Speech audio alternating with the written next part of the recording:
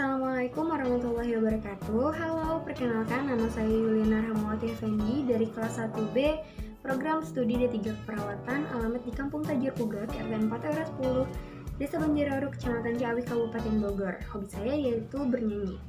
Pada kesempatan kali ini, saya akan menjelaskan secara singkat konsep dasar bahasa Indonesia.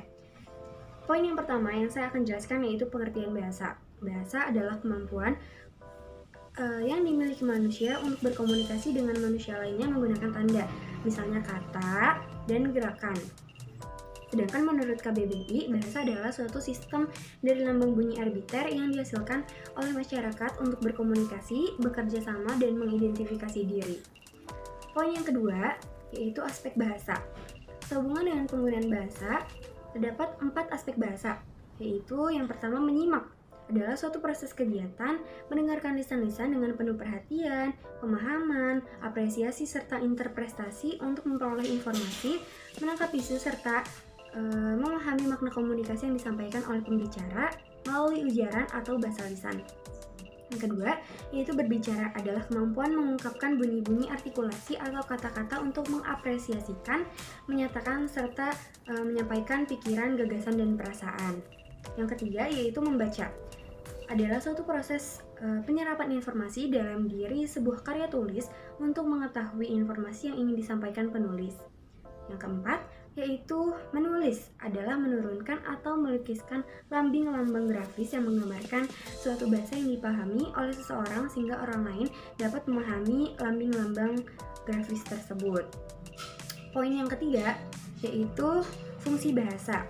Fungsi bahasa antara lain yaitu sebagai alat komunikasi, alat ekspresi diri atau sikap dan perasaan, alat untuk berpikir dan belajar atau edukasi. Adapun fungsi bahasa Indonesia yaitu sebagai lambang kebanggaan nasional, sebagai lambang jati diri atau identitas nasional, alat pemersatu, dan alat perhubungan antar budaya dan antar daerah.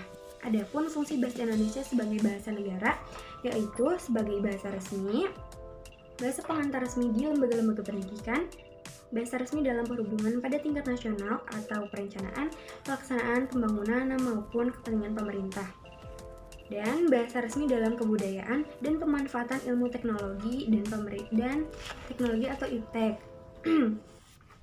Poin yang keempat, yaitu ragam bahasa. Ragam bahasa dibagi menjadi 4. Yang pertama yaitu ragam bahasa berdasarkan media.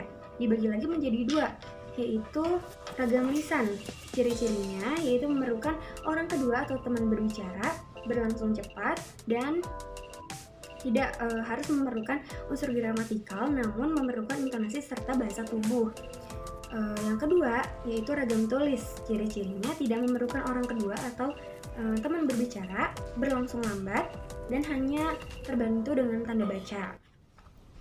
Untuk ragam bahasa yang kedua yaitu ragam bahasa berdasarkan standar.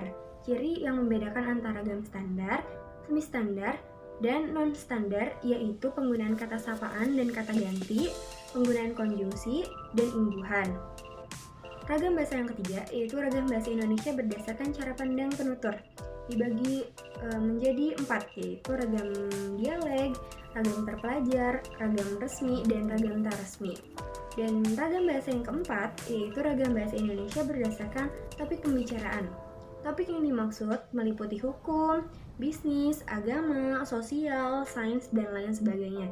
Ciri-cirinya yaitu bahasa Indonesia ragam baku, terus penggunaan ragam efektif, dan menghindari makna ganda. Mungkin cukup sekian penjelasan singkat yang dapat saya sampaikan. Kurang lebihnya mohon dimaafkan. Assalamualaikum warahmatullahi wabarakatuh.